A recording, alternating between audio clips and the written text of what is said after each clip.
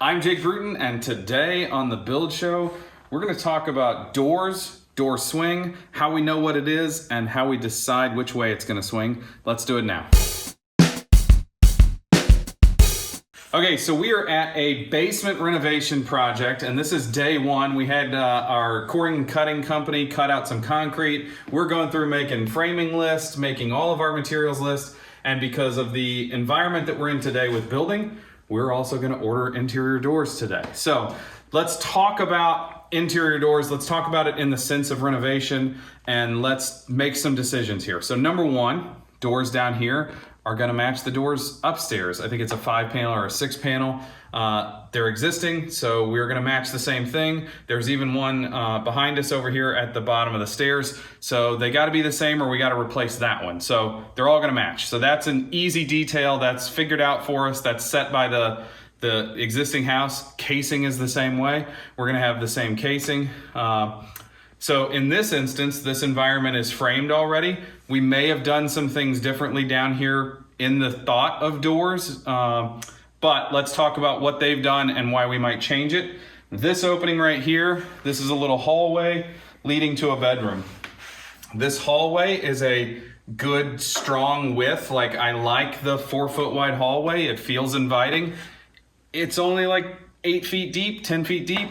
It could have been 3 foot. It could have been 3.5. We could have taken and done a, like, say, 2-6 door right here and then done a stack of 3 2x4s and then set that as our hallway. And the reason I say that 3 2x4s is if you have that 4.5 in a house that's existing in our market, that's big enough to get casing on the door without it being cut down or anything like that. So that's my rule number one.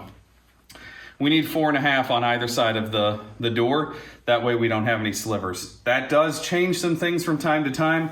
Even entering into a bathroom, we would still push for that 4.5 if we were the one framing and laying things out.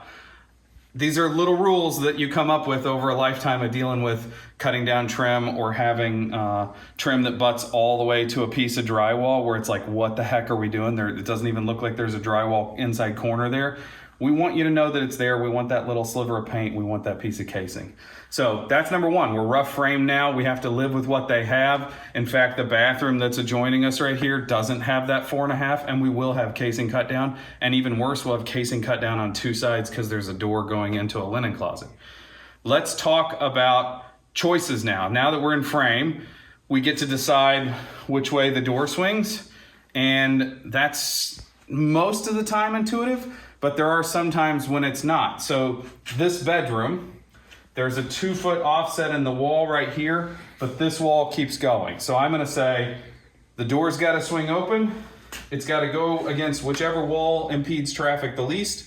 That's this wall, and we gotta have room for a switch. So if this offset here wasn't 2 feet and it actually was like a foot and then went that direction and had some bearing going on here where we're gonna have to put the light switch around the corner, I'd be pushing to resolve this in a different way. Even in existing, we'd be like, can we move this door back and forth? Can we bring this wall to here with the door and then put the switch around the corner right here so that it's one plane? You come in and you hit the switch as you're coming in. What do we do different to make a light switch and a swing happen? So here, we're gonna swing in and against the big wall. And I keep doing this and putting my back against it because we may as well just talk about handing. You have a left hand or a right hand door. And how do we determine what that is? If you put your butt against the hinges, if your left arm goes in, that's a left hand. If your right arm goes in, that's a right hand. So bedroom doors swing into the room, bathroom doors swing into the room. We try to have nothing swing into a hallway. Have to be a real special case for a door to swing into a hallway because you get a little kid running down the hallway and the door comes open and they're into that. So that's a real challenge. So you have to remember things are going into their spaces. Now, let's go back this way. I have another one for you. This is a storage room. This is a storage closet. This door is going to be a right hand, so it's going to swing into the closet, but this is guest bedroom. This is like winter storage or Christmas trees or whatever. If they didn't have a lot of storage at the other end of the house, if they had real storage needs, we might even make this door swing out so that they get just a tiny bit more space to cram stuff in here. The other storage room is the same way. Because they don't need tons and tons of space, We're a right hand swinging into the room like we would normally. We don't want anything in the pathway. Let's talk about labeling too. I don't know if you saw this on the door over there. This is a 2-4 right hand. So these were already existing. So this opening is 2 foot 6 inches now. The door is going to be 2 foot 4 inches, and it says right hand. Remember we talked about your right hand goes in? Well, it's on this side because we want it on the jamb side that has the hinges, and then that tells the installer it mounts here, because if this could be a 2-4 right hand, and if it mounted here, that would be really awkward because you open the door and then you'd have to go in and around, and it just doesn't make any sense. So we always write it about eye level on the side where the hinges are going to mount. It's an easy communication point. Let's walk back down here too. Here's an odd one as well. This is that bathroom that I was talking about. There are 2 2x4s here entering into the room, which means this casing is going to end up being cut down. There's also a 1/8 linen closet door here. The casing is going to be cut down. Design-wise, I hate the idea that we have 2 doors that are back to back. Somebody's in here, this door gets open, somebody tries to open it, the handles mash into each other, or as simple as this door doesn't get latched and for some reason it ghosts open, and now you're trying to open this door and nobody's in here and they're hitting into each other. You know, the edge of this door could be inside this handle and you can't get in. We don't want that. Here it doesn't make any sense to move it layout wise. The original design for this house included these doors being here, so they got framed here. We'll live with it. It's not the end of the world. The other thing that we've done here from a project management standpoint is we've marked the swing of the door on the floor. So like I said, this is day 1 on the project. While we have a set of plans for this, we still want the clients to approve everything. So the first thing that we've marked is the swing of the doors. We're gonna have the clients come down, look at everything, go, yeah, it makes sense that it opens like that. If I just show this to the client, the 2-4 left hand, and I go like this, it might not mean as much as if they go, okay, well that's the exact size the door is gonna swing open.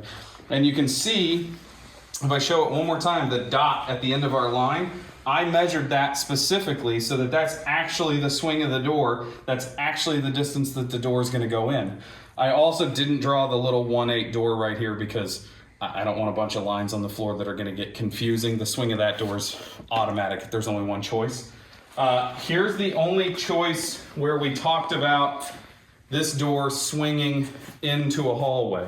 This is a storage room. It's really close right here where they can't really put shelves on this side.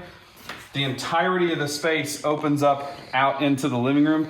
We did talk about, because this is a 3-foot door, the possibility of it swinging this way so that you could move bigger items in here and you could stack stuff all the way to here if you wanted. They are not in need of lots of storage, so we're swinging in like we normally would. Nothing's in the pathway. All the communication is marked out and the decisions have been made. Day 1 of the project, I mean, all these were already on the plan, so we know which way they're supposed to go. We're just verifying one more time before we order. And then write it in Sharpie on the jamb, on the side that's gonna get hinges. If you put your butt against where the hinges go, this is a left hand, this is a right hand, because this is my right hand and this is my left hand. If you don't know that one, we might need to make a more basic video. So thanks for watching today. All about choosing interior doors in a remodel. Make sure that you subscribe to the newsletter. There's 2 of those a week. There is a ton of content coming out and you're gonna miss it. Everybody involved is making great videos that I'm learning from, that I think you'll learn from. I'm happy to be involved and I'm glad they keep letting me make videos. Don't forget to follow me on Instagram. Thanks for watching.